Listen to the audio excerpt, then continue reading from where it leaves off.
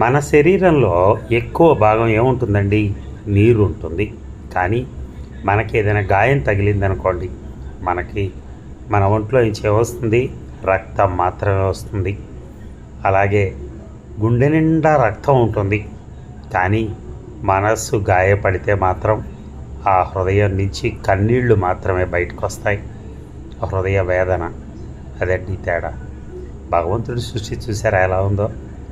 ఆ సృష్టి నిజంగా అద్భుతం అన్నమాట. Thank you. ఆ ఒక్కసారి ఆ కన్నీళ్లు కారిస్తే చాలు, మనం ఎంతో కొంత బాధని మనం కోల్పోతాం, అంటే మర్చిపోతాం. అదే మన కళ్ళమ్మటి నీళ్ళు అనేది పెట్టలేదనుకో, మానసికంగా నలిగిపోతాం. చివరికి మనం హాస్పిటల్కి కూడా పనికిరాం. అలా అయిపోతుంది మన పరిస్థితి. రోజు రోజుకి మనిషి పోతూనే ఉంటాడు కిందకి. ఆరోగ్యం బాగోలేక ఎప్పటికప్పుడు బక్కగా అయిపోవటం, లేకపోతే ముసలి వాళ్ళలాగా అయిపోవటం, చివరికి అలాగే కట్ అయిపోతాడు. Thank you.